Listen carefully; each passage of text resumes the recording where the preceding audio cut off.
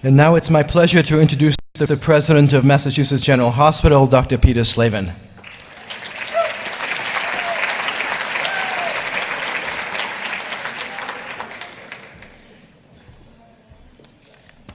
So I want to thank whoever put the program together for having me follow Paul and Conrad. It's a very hard act to follow. But I'd like to personally thank the co-chairs and committee of this year's event for putting together once again a truly remarkable 100, and to offer my sincere thanks and congratulations to this year's award recipients. We have already heard this evening some very compelling stories about a few of our 100 award winners. They are truly great examples of the significant contributions so many of you in this room have made to advance the fight against cancer and to provide the most effective and compassionate care to our patients and their loved ones. The Mass General Hospital Cancer Center is truly one of this hospital's centers of excellence, a true model of interdisciplinary, patient-centered medical care. It has accomplished at the same time stunning scientific discoveries with immediate and significant applications to patient care. And it truly exemplifies the MGH's superb care and profound dedications to its patients and their loved ones. Situated within a world-class general hospital, the MGH Cancer Center's patients benefit not only from the stellar Cancer Center clinical and research professionals, but from specialists from other medical areas who can deal with cancer patients who may have other health problems. Our Cancer Center was officially created only 20 years ago, but our institution has a long-standing history of being in the forefront of cancer care since we opened the nation's first tumor clinic in 1925, and we have gone from that point to now being the largest hospital provider of cancer services in New England, treating 7,000 new patients every year. The treatment of cancer requires the efforts of physicians, nurses, and other care providers across many different disciplines, all working together closely for the benefit of the patient, and this is where our Cancer Center truly excels. Cancer treatment also requires the ability to bring forth the very latest technologies and novel therapies, and this necessitates having the very best facilities as well. This need and the increased demand for our cancer services at the MGH is why we're constructing a small building that's going up in front of the hospital called the Building for the Third Century of Medicine at MGH. That is currently the name of the building. But if anybody would like to help us change that name, I'm happy to speak with you after tonight's program. Scheduled to open in 2011, which happens to be the 200th anniversary of the hospital's founding, all aspects of this new building will have a profound impact on the care of our cancer patients. 3 of our inpatient floors and critical care beds will be dedicated to cancer patients with various cancers, including leukemia and brain tumors. This building will house a new radiation oncology center in the basement, which will be named after our generous benefactors, James and Ruth Clark.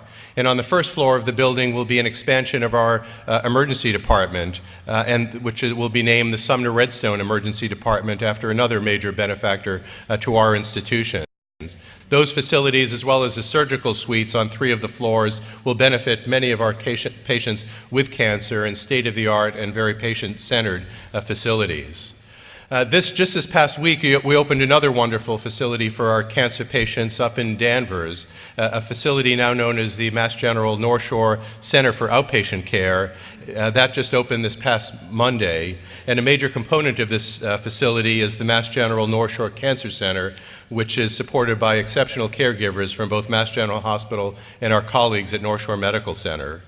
But while these buildings, both current and future, are impressive, it's truly the people of the Cancer Center which make it so special.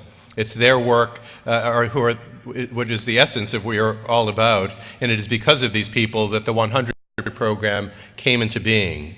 This evening we recognize many of those individuals who make the Cancer Center so successful. Others we are honoring are our partners in the fight against cancer, our patients and survivors, their loved ones, and their caregivers are a part of a larger community. Cancer results in lives crisscrossing in unpredictable ways. There are fear and sadness in some of these exchanges, but also great hope, connection, and inspiration. I'd like to take a moment to quote from a cancer patient as she told of her experience of the community that opened up to her as a consequence of her disease. And I quote, We spend our lives weaving a tapestry of sorts. The largest ribbons of color are our family and closest friends, but a tapestry made of just these people has gaps. The other people we weave into our lives, some only thin threads, are what gives our life its texture and its strength.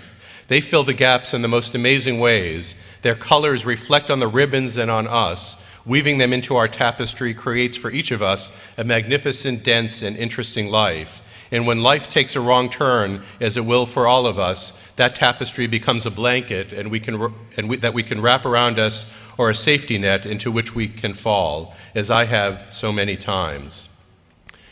This is a quotation from the postscript of a book written by one of this year's 100. It's a memoir by this evening's keynote speaker, Mrs. Elizabeth Edwards.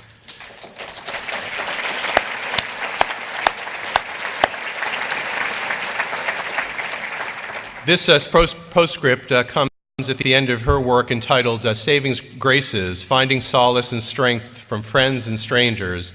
In that book, Mrs. Edwards describes her life journey, which includes the death of her son and her own journey with breast cancer. Like many of you, I am truly awed by Elizabeth Edwards' strength of character, even more awed tonight after getting to know her personally. She has suffered the unbelievable, wrenching pain of the premature death of a child, a situation that I as a parent cannot truly comprehend. She, however, confronted this tragedy by striving to help other children by co-founding the Wade Edwards Foundation, which through its programming encourages children to strive for excellence. Like many in this room, Mrs. Edwards is also living with cancer, and she has inspired countless women and men through her willingness to publicly share her battle with breast cancer in Saving Graces. A person committed to living her life to the fullest despite her illness, Mrs. Edwards is a passionate advocate for children, an accomplished attorney, a successful author, and a tireless worker on behalf of important social causes. Currently, she is a senior fellow with the Center for American Progress, where she works on healthcare issues. Elizabeth Edwards is truly a stellar example of the spirit of the 100. She has demonstrated courage and perseverance in the face of adversity and remained, during that adversity, still dedicated to enriching the lives of others. So it is a great pleasure and honor for me to welcome Elizabeth Edwards to the podium.